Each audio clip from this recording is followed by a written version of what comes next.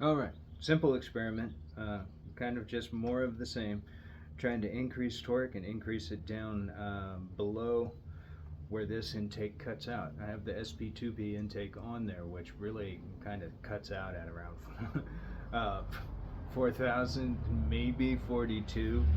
Uh, but honestly, it's basically 4,000 RPMs where that thing just kind of stops making power. Um, I have heard good things with the combo spacers. Never tried one before. This is my first one. Never tried it on any manifold ever. So, um, you and me both. We're finding out whether or not this is going to work or whether or not this is going to fall flat on this setup. I don't know. We'll take a look.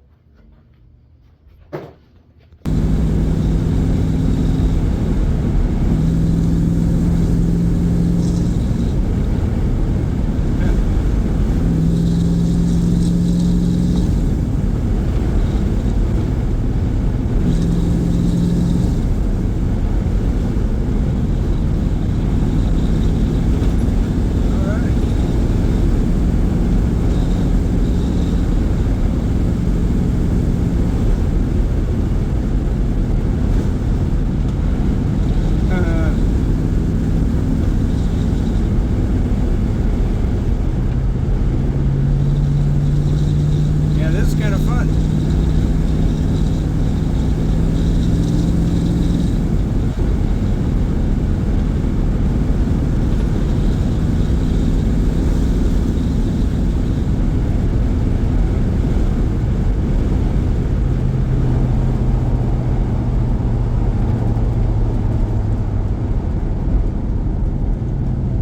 If she sounds at all like she's working a little harder than need be, that is because of this stretch of road that I'm on.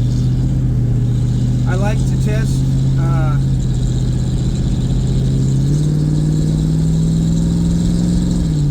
I like to test new things on this stretch of road because of the fact this is an incline the entire way.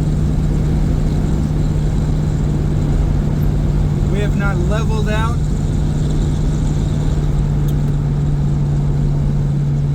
Roll that up, maybe it'll make it easier for you to hear me. We have not leveled out or gone downhill since I left the house. That's why I take this road. So, yeah, you're right. Sounds like she might be working slightly harder than you would think. Bad freaking guy. Badass Ford Raptor.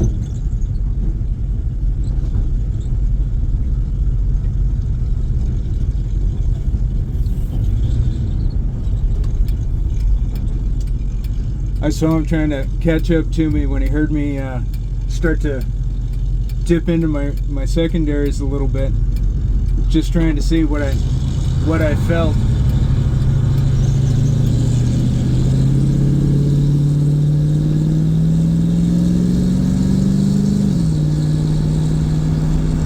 I don't know. I mean, it's definitely stronger than it was with just the regular four hole that I had. Yeah, I don't know, for 40 bucks, not bad.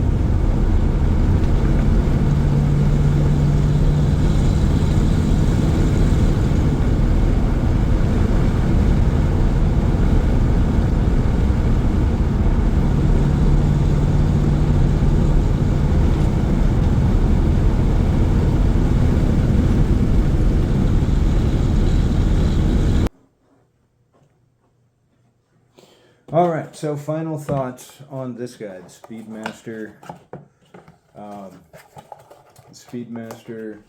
1-inch combo spacer, the kind of super sucker style one. I like it. I like it a lot.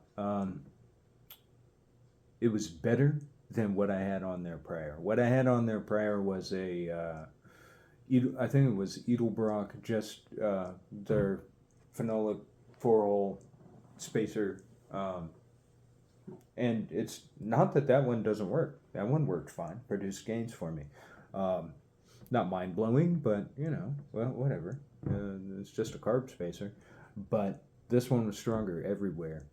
And I tell you, in looking around, I've been kind of eyeballing this thing for a little while, but in looking around on YouTube, there was, and I'm sorry I don't remember the fellow's name, but he did a great video to where he actually dyno tested this.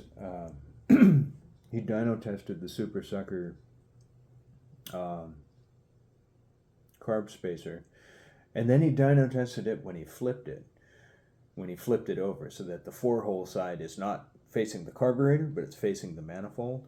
And the reason I went ahead and pulled the trigger on buying this was because that had what I wanted for my combo. Because basically what it was, when he flipped it, there wasn't a thing of the torque curve comes up and it makes power here and he loses some here and it comes back up. None of that was going on. All it was it basically mirrored the torque curve without the spacer, just higher up. So it was just more power, just everywhere. And eventually, as it will do, it's those two lines do meet. But what I was seeing on this dyno chart was that those two curves met somewhere up around 5,000, or might have been 5,200 RPM, which was great for me because my particular setup only revs to about 4,000, maybe 4,200. I mean, who knows? Maybe I could rev it past there, but there's no point. It's the 318 has very restrictive heads anyway.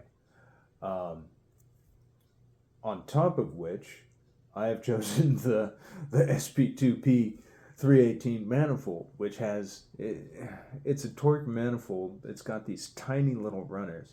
I've heard it said they're smaller than the runners of your stock 2-barrel intake manifold. So the intake manifold in itself is a restriction. So I can't escape that. That's what I'm dealing with now. So to find something that just has increased power the entire way along the torque curve, that's great. That's exactly what I was looking for. Now, reason for that, it's this truck. It's my wife's. It was her daily driver. She's not driving it right now because she's driving another vehicle for just strange reasons. We have a family member not very close by, about 60 miles away, who is in the hospital, and she's been going there every day. But at any rate, when she gets back, she'll be able to drive this thing every day again, and this is her daily driver, or was at one point. And eventually, our idea is that this would be a nice road tripper, a nice getaway weekend, go up north, go up to our friend's cabin in the mountains, whatever it is. So I wanted to be able to get in, turn the key, starts every time, gets decent mileage. That's really probably the primary reason why I went for a 4-barrel configuration on this is we want mileage, and 4 barrels are just more fun.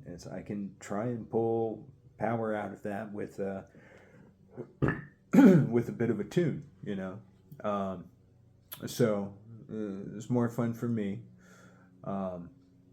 and it suits our needs or our expectations for this truck. So I'm really at a point now.